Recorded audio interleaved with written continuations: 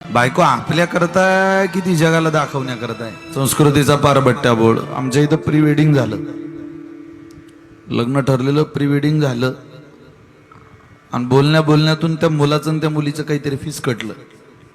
त्यांचं लग्न मोडलं, लग्न लागलं नाही. मग त्या मुलीचं दुसऱ्या ठिकाणी लग्न जोडवलं, ते लग्न लागलं.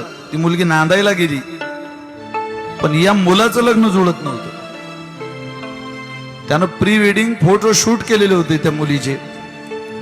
त्याच्या सोबतचे त्या मुलीचे सगळे फोटोज तिच्या नवऱ्याला पाठवले. ते लग्न मोडलं. आता ती मुलगी बापाच्या घरी आहे.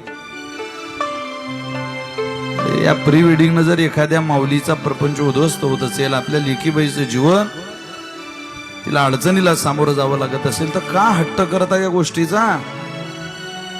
निदान बापांनी तर आवर घाला की बापांची ताकद राहिली नाही पोराला काही विचारायची. कष्ट तुमचे, प्रॉपर्टी तुमची, मेहनत तुमची, इज्जत सन्मान. लोक तुमच्या पोराकडे पाहून नाही येतो लग्नाला तुमच्या घरी, तुमच्या तोंडाकडे पाहून लग्नाला येतात.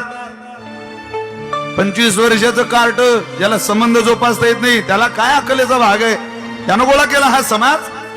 तुम्ही गोळा केलाय आयुष्यभर चांगलं जगून मधमाशी सारखा, त्याला काय अक्कल आहे?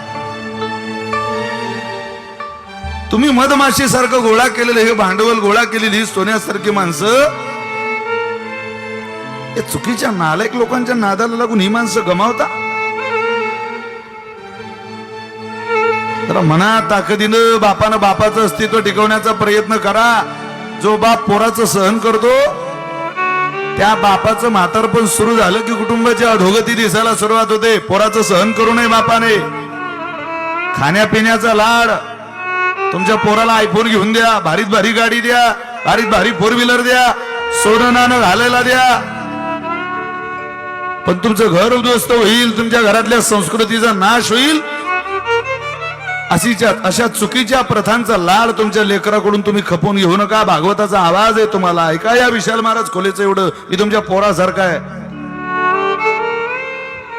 नुसतं बरं वाटण्याकरता नाही आपल्या कानाला हे. तुम्ही तरी म्हणा तरुण पोरीने असा आदर्श जुळवा, मी त्याच मुलाशी लग्न करेल, ज्याला प्री वेडिंग नको, कुठलाही लग्नातला अपव्यय खर्च नको. विराट कोहलीचं लग्न 200 लोकांमध्ये झालं, महेंद्रसिंग धोनीचं लग्न 200 लोकांच्या आत झालं. तुम्हाला मला काय उताला इतका पैशाचा? त्या लोकांचा पैसा सेकंदावर मिळवला जातो, सेकंदाला कमाई आहे. आपला बाप महिनाभर जॉब करतो कंपनीत, तेव्हा कुठं 30 तारखेला पगाराची पत्रिका घरी येते. घ्या तुम्ही निर्णय.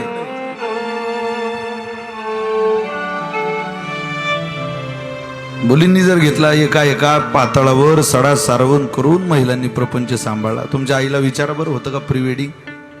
होता का बँड, होती का इतकी भारी चप्पल, इतका मोठा घागरा, इतक्या वस्तू, इतक्या?